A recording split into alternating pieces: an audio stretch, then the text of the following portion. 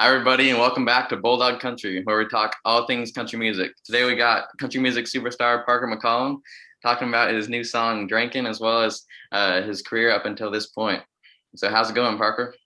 Man, it's going really good, man. It's country music superstar. That's a big one. I appreciate it. Thanks for having me on. Yeah, no problem.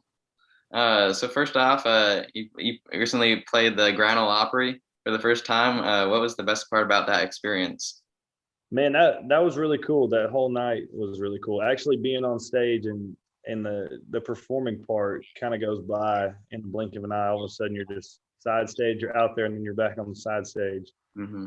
I didn't really remember much of being out there, other than I didn't mess up, so it was good. But they gave me the plaque and told me that Pretty Hard had gone platinum right before I walked on stage. So that was probably the coolest part of the whole night. Awesome. Yeah, I went there back in 2017. It's an awesome place to be. Yeah, it's we just went. I had to do some interview and some filming stuff there a couple nights ago, and it was totally empty. So it was like just me and this camera crew in there, and it was pretty cool to have it to ourselves. That's a magical place. For sure, for sure. Um, Moving on. How about could you share a little bit about how you got started playing music and like how you decided to pursue it as a career? Man, when it came time to go to when it came time to go to college at the end of high school, I was that idea did not catch my attention near as much as chasing a dream and trying to play country music for a living did. And so I knew, that school wasn't gonna. Maybe it was for me, but I knew I was not in the headspace to commit to anything like that at the time. So I just moved to Austin and kind of started. I was living with my older brother at the time, who's a phenomenal songwriter, and he was kind of pushing me to play shows. And I think I may have been a little lazy at the time, and so he was kind of pushing me to play shows and started playing little bars in Austin and stuff, and kind of got a little traction there. And in that saying, it's who you know, or it's all about who you know, really kind of rang true for me because I ended up just falling into the right hands time and time again. And I've been super lucky with the people I've met and that have kind of taken a chance on me and wanted to invest some of their time in me and my career. And everybody that's done that's been tremendous and been in it for the right reasons, which I feel like doesn't happen at least that many times, maybe not even at all for some people.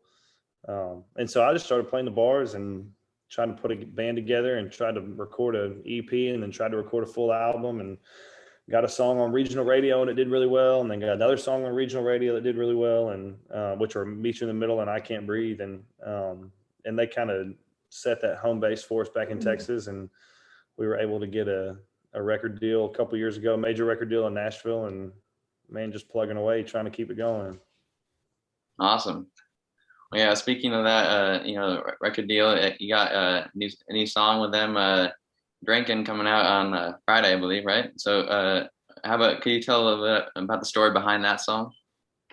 Man, that song, it's kind of funny. I wrote that song, man, it had to have been 3 years ago by now, maybe close to 3 years. And it's just kind of been sitting in the pile of songs I've written, basically on a file on a computer. It was just a rough demo of the day I wrote. I ended up finishing it with my buddy Lee Miller. Um, and so it's billed as a co-write. And it was sitting in that pile. And, um, we just finished up our new album that comes out this summer. And the label had kind of shot me a text one day and they're like, what do you think about, what song would you want to put out maybe sometime in May? And it was supposed to come out May 7th. And then things kind of got backed up and it got pushed to the 21st, which I think is good because I needed to kind of relive that song a little bit for a while before it came out. But we ended up cutting it when we were in the studio, cutting the record. And I was like, man, I think this one's pretty honest and it yanks at the heartstrings a little bit, which I always like to do. And it's wild that I kind of had forgotten about the song until we went and cut the record, and they were like, man, you got to throw that one in there. So it's crazy that it's going to come out on its own. Looking forward to it. Yeah, and then one of my top streamed songs right now actually is single to be loved by you. So I love that song, and so I was just wondering what was the inspiration behind that one. Man, I like that song too. It's thank you very much. That's probably my favorite one. That'll be on the new album as well. That'll come out on the record this summer. But it was a year or two ago now, I think. I was going to the bus one day. We were going on the road, and I had my merch guy Lane Peace with me, and we were in my truck. And Hallie Ray, my girlfriend, and I were kind of going through it at the time, back and forth, and as relationships and couples do. And I kind of said out loud, I said, what do you have to do to be loved by that girl? And my buddy Lane, or my merch guy Lane, said, man, you ought to write that down. And we were going to the bus, so I just got on the bus when we got there and sat in the back lounge and threw out that verse and chorus. I didn't even write it. I just sang exactly how I sang it the first time is what it was, and threw a recording on my phone and first verse in that chorus, and didn't think much about it. A couple weeks later, I was writing my buddy Red Akins here in Nashville, and I kind of played it for him, and I was like, man, we ought to try to finish this. And he was like, man, yeah, just what about this and what about that? And it seemed like in no time at all, less than an hour, that song was done. And he was like, just don't touch it. Just leave it as it is. He's like, that's really good. Don't mess with it.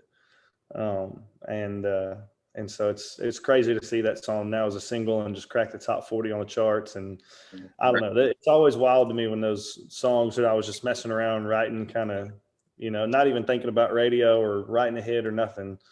And then now it's on national radio. So it's cool to see, and no complaints at all. Yeah, congrats. So moving on, kind of a different question here. What's one of the funniest things or craziest things that you've seen like happen on tour?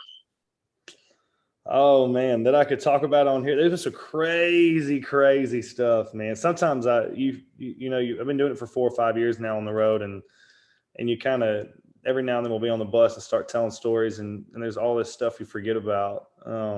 But it's man, it's rowdy. I mean, we've seen everything I feel like you can think of on the road. We've never been pulled over. We've never been pulled over somehow. I've never been pulled over, and I've never broke down on the road in a bus or in a van or in a truck or anything. But the craziest thing that I've ever seen on the road, I don't know. I feel like all those stories are so inappropriate, and probably deserve to go to the grave with us. But I mean, we've seen some people do some very questionable things out in the crowd and show some very questionable body parts during the show. So it's it being on the road is its own animal. Definitely some rowdy nights out there. Yeah. Yeah. So like I said earlier, I flew down from Seattle to go see your show, and also the Coast show the night before, and I just thought it was awesome being down there in Texas. And so I was wondering, what do you like about playing in Texas, and what has it been like post like the COVID lockdown? I love playing in Texas. I think just because when I was a kid, I was so into the guys that were called Texas Country, and that was really kind of my first goal, was to get up on that level and sell out all those venues like Billy Bob's and stuff. So anytime we play in Texas, I feel very at home, and it's kind of just a little different vibe for me. But being back from COVID and selling thousands and thousands of tickets every night, and no social distancing and no masks, and just how it should be is such a good feeling. And you can tell, the energy from the fans and the crowd and stuff. They're just as ready to see you as you're ready to see them. Yeah. And so you can really feel it, and you feed off of it. And from the second you walk out there, it's go time, man. It's no different than, if you play basketball or football or baseball. Once, you could be in the worst mood in the world, but as soon as the game starts, you're locked in, and you can feel that energy, and it's go time. So it feels good to have that again. Yeah. Awesome. And then last but not least, getting a little deeper here, what do you believe is important in life? What do I believe is important in life? Well, for me, man, I always try to keep it very simple.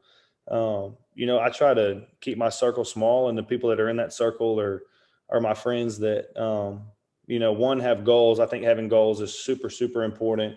And just being really driven and willing to work. And, you are responsible for getting yourself where you want to go. It's one of my favorite quotes. And so I think having that drive and that determination, and really just kind of being a risk taker is super important in life. But as far as what's special, and what's important. Man, family. The older I get, the more I just am really grateful for my family and the kind of people that I come from and the kind of influences I've had in my life that, is kind of where I got my work ethic and where I got my, just the way you carry yourself and the way you speak to people, whether they're the janitor, the CEO, or whoever it is and wherever it is, always treating people the same. And I always try to, it's easy to say those things. And it's easy to hang them up on your wall on a nice painting in the kitchen. But it's another thing to actually, live those things and lead by example in regards to all of those things. So, man, family and being a man of your word are pretty important to me. Awesome. Well, I really appreciate you taking the time to do this interview for Bulldog Country, and everybody make sure to go stream the song "Drinkin" and look out for that new album out in the summer. Yeah, it's out Thursday night at midnight, so check it out. Colin, I appreciate you having me on, man. Thanks a lot. Yeah, thank you so much. Have a great day. Yeah, talk to you later, man. Yeah, see ya. Bye.